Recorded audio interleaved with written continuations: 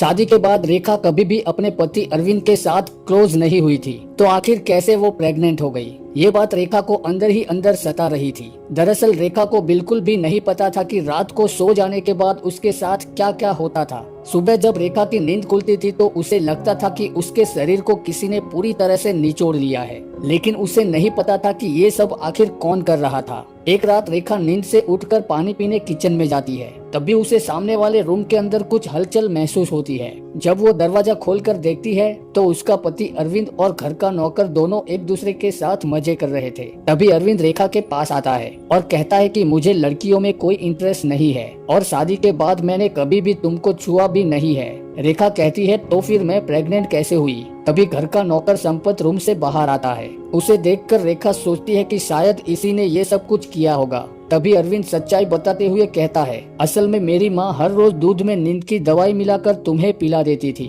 और जब तुम सो जाती थी तो मेरा बाप तुम्हारे रूम में आता था और वही तुम्हारे साथ सब कुछ करता था। जब रेखा को पता चलता है कि उसके पेट में अरविंद का नहीं बल्कि उसके ससुर का बच्चा है तो वो अबॉर्शन करवाने हॉस्पिटल जाती है। जब ये बात उसकी सास ससुर को पता चलती है तो वो रेखा को खूब मारते हैं और अबॉर्शन कराने से रोकते हैं।